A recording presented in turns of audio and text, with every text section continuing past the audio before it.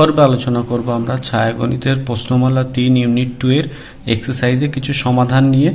এই এক্সারসাইজের সমাধান করার আগে তোমরা এই যে ইউনিটের প্রশ্নমালা 3 এর যে ধারণা গঠনের ভিডিওটা সেটা দেখে নিতে অনুরোধ করব, তাহলে এইখানে যেভাবে আমরা সমাধান করব সেটা তোমাদের বুঝতে সুবিধা হবে। প্রথমে আমরা চলে আসছি এমসিকিউ 6 নিয়ে, যেখানে বলেছে সেক অফ মাইনাস 945 ডিগ্রির মান কত।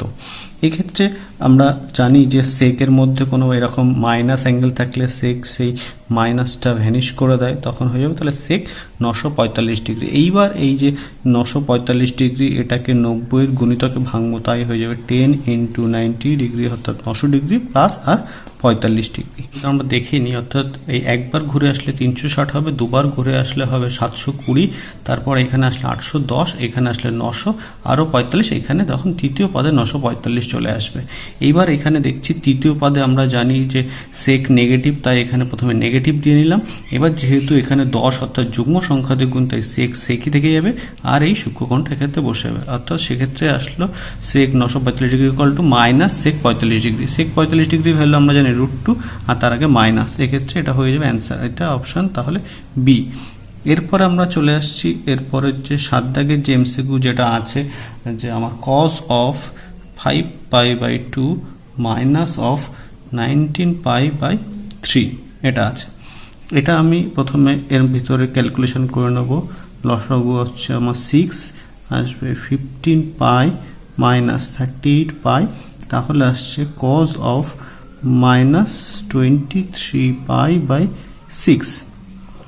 কজ আমরা জানি যে যেহেতু মাইনাস ভ্যানিশ করে দেয়, তাহলে এটা হয়ে যাবে কজ অফ 23π/6।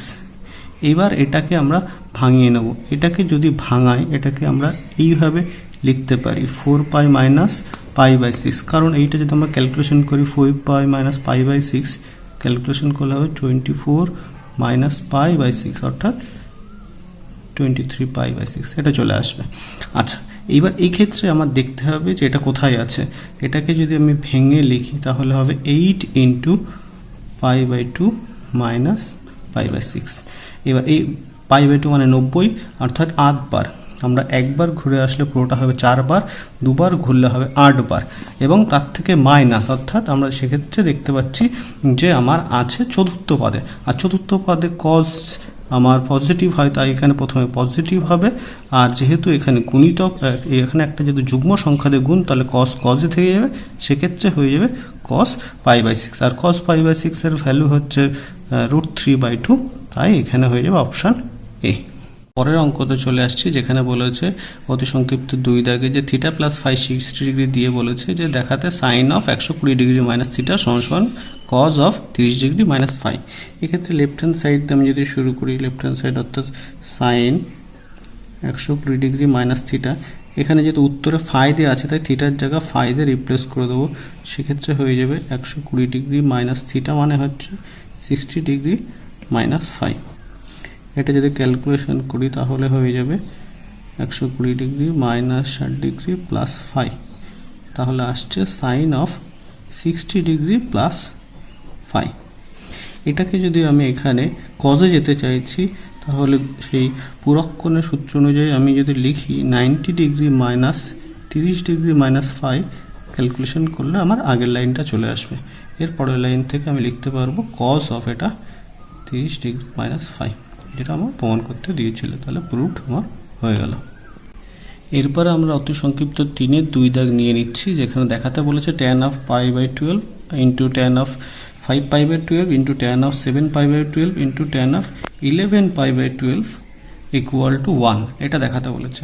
দেখানোর জন্য আমরা লেফট হ্যান্ড সাইডটা নিয়ে নিচ্ছি, যে tan of π/12, tan of 5π/12, tan of 7π/12 R tan of 11π/12। এইবার আমাদের কাজ হবে এই পরের দুটো যে আমার ট্যানের যে কোন অনুপাতগুলো আছে সেগুলোকে প্রথমগুলোর মতো করে লেখা। সেক্ষেত্রে প্রথম দুটো আমি লিখে দিচ্ছি, পরের দুটোকে প্রথমের দুটোর মতো করে সাজিয়ে লিখতে গিয়ে আমরা দেখছি এখানে π মাইনাস 5π/12 এইভাবে লিখতে পারি, আর এটাকে π মাইনাস π/12 এইভাবে লিখতে পারি। তাহলে এটা লিখে নিলাম, প্রথমে দুটো রেখে দিচ্ছি π/12, আর এখানে tan অফ 5π/12। এটাকে যদি ক্যালকুলেশন করি পাই মাইনাস 180 মাইনাস কিছু একটা কোণ দ্বিতীয় পদে, আর যেহেতু 180 মানে 2 × 90, তাহলে যুগ্ম সংখ্যা তাহলে ট্যানই থাকবে, আর 180 মাইনাস দ্বিতীয় পদে হওয়ার জন্য এটা একটা মাইনাস দিয়ে দেবে, তাহলে মাইনাস tan অফ 5π/12 এটা দিলাম। একই রকম যুক্তিতে এটা মাইনাস tan অফ π/12 হয়ে যাবে। এবার আমি গুণ করবো, মাইনাস মাইনাস প্লাস হয়ে গেল, আর এইটা এর সাথে এটা গুণ করলে হয়ে যাবে tan স্কোয়ার π/12, এটা গুণ করলে হয়ে যাবে tan স্কোয়ার 5π/12। এইবার এইটাকে আমি প্রথমেরটার মতো করে সাজিয়ে যদি লেখার চেষ্টা করি, তাহলে tan অফ π/2 মাইনাস π/12 আমি এখানে লিখে নিলাম। একটু ক্যালকুলেশন যদি আমি করে দেখি, π/2 মাইনাস π/12, সেক্ষেত্রে 12 লসাগু 6 π মাইনাস π, অর্থাৎ সেক্ষেত্রে 5π/12 যেটা আমার চলে আসবে। তাহলে এইটা আমার যদি ক্যালকুলেশন যেটা করে যেটা রাখলাম, এটা দেখি যদি একটা প্রথম পাদে কিছু একটা কোণ, তাহলে ট্যান সেক্ষেত্রে কট হয়ে যাবে, আর প্রথম পাদে পজিটিভ, তাই এখানে পজিটিভই থাকে, তাই হলো এটা স্কোয়ার, তাতে কট স্কোয়ার π/12। আর ট্যান আর কট যেহেতু অনন্যক সম্পর্ক, তাদের গুণ করলে একই অ্যাঙ্গেলের ক্ষেত্রে এটা 1 হয়ে যাবে, যেটা আমার প্রমাণ করতে দিয়েছিল, প্রুফড।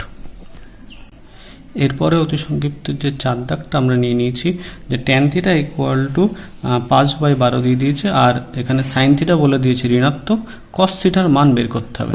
এখানে অঙ্কের মধ্যে আমি দেখতে পাচ্ছি ট্যানের মান পজিটিভ আর সাইনের মান নেগেটিভ।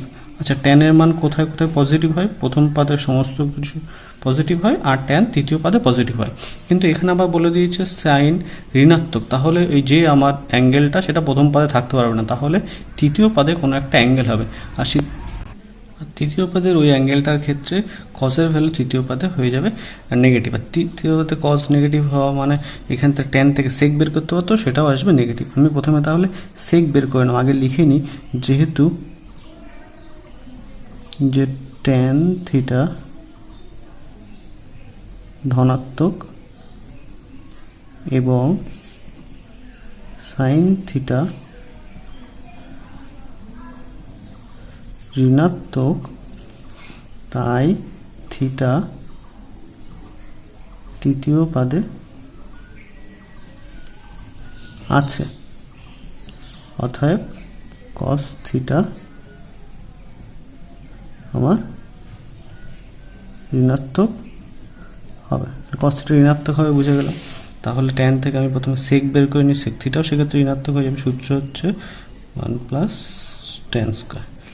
মাইনাস অফ ট্যানের ভ্যালু এখানে বসিয়ে দিই, আসবে 5/12 তার স্কোয়ার, তাহলে আসবে 1 প্লাস 25/144, অর্থাৎ আসবে মাইনাস 169/144, আসবে মাইনাস 13/12। যেহেতু সেক থিটার ভ্যালু মাইনাস 13/12, তাই কস থিটার ভ্যালু আসবে মাইনাস উল্টে দিয়ে 12/13। এটা হচ্ছে আমার অ্যান্সার।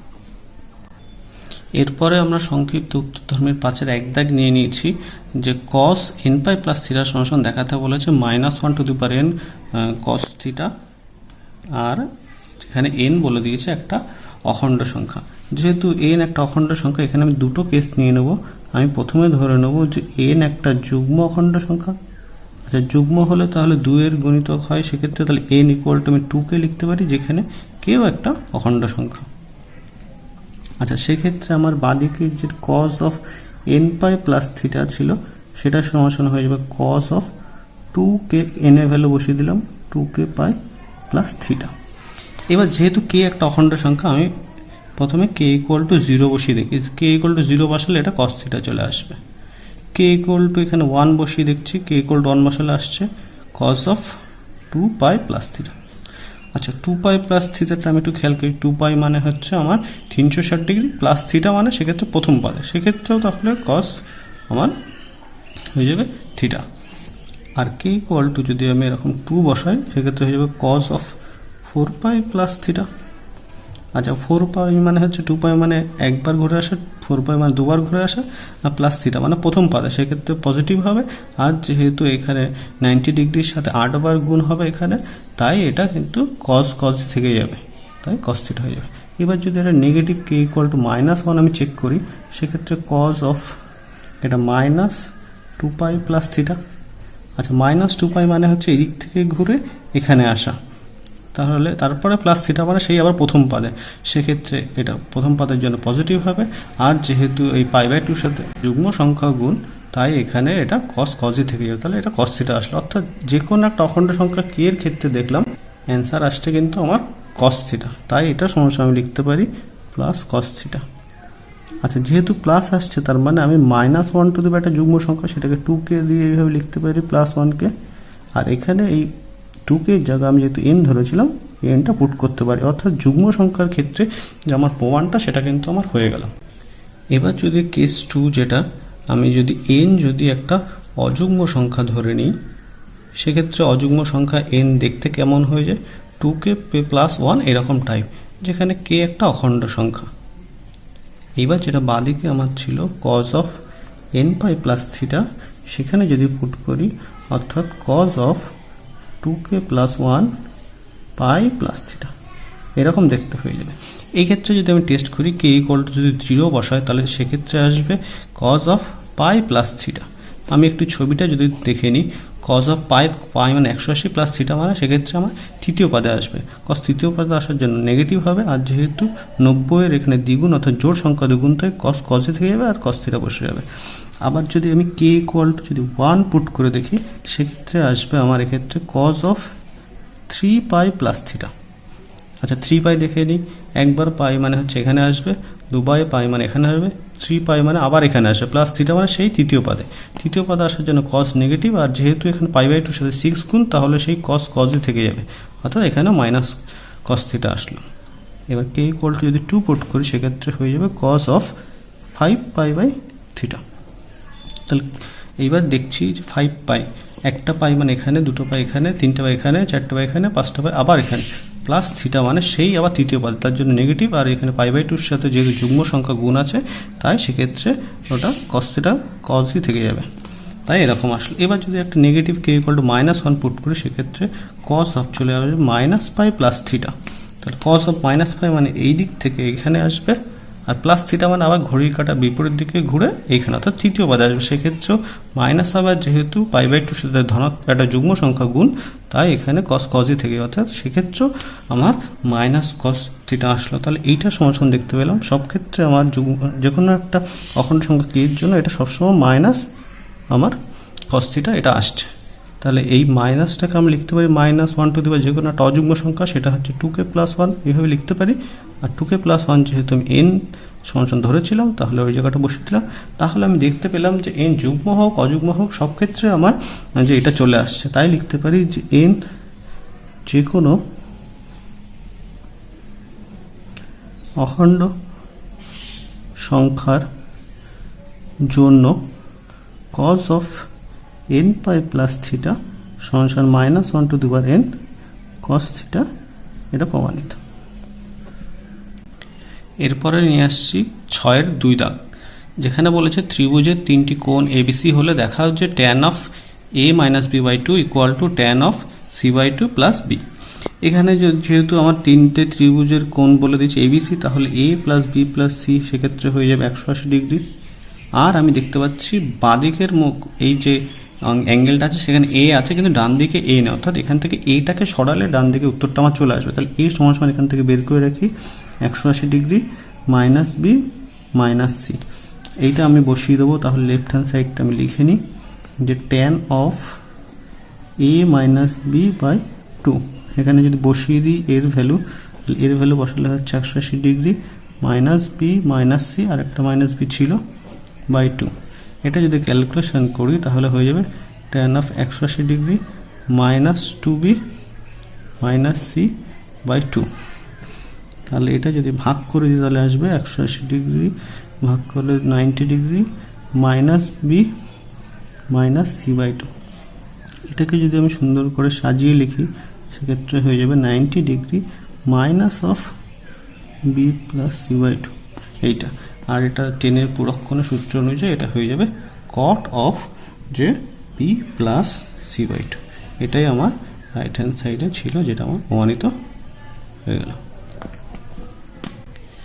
এরপরে আমরা দীর্ঘ উত্তরধর্মী যে সমাধান আছে যেটা সেখানকার 3 দাগের যে সমাধান আছে তার একটা আমি নিয়ে নিয়েছি, যে কস square theta minus sine theta equal to 1/4। এখানে এর সমাধান করতে বলেছে, অর্থাৎ থিটা মান বের করতে বলেছে 0 ডিগ্রি সমান অথবা বড় হয়, 360 ডিগ্রি সমান অথবা ছোট।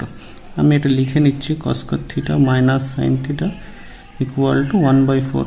এখানে কস স্কয়ার থিটা মানে আমি পুট করব 1 minus sine square theta minus sine theta equal to 1/4। আমি এই 4টা দিয়ে এই পাশে গুণ করে, তাহলে 4 minus 4 sine square theta minus 4 sine theta equal to হয়ে যাবে 1। বাদিকে যদি নিয়ে নিই সেক্ষেত্রে হয়ে যাবে 3 minus 4 sine square theta minus 4 sine theta equal to 1।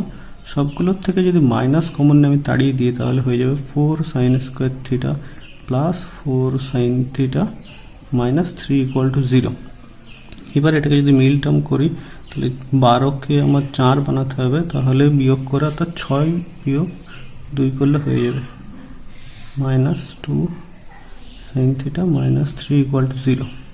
তাহলে এখান থেকে আসছে 2 কমন নিলে থাকছে 2 সাইন থিটা, পরে থাকছে 2 sine theta plus 3 minus 1 common নিলে 2 sine theta plus 3 equal to 0।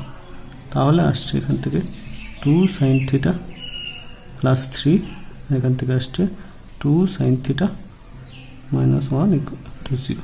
যেহেতু দুটোর গুণফল এখান থেকে দেখতে পাচ্ছি 0, সেখান থেকে আমার কিন্তু চলে আসবে 2 sine theta plus 3 equal to 0।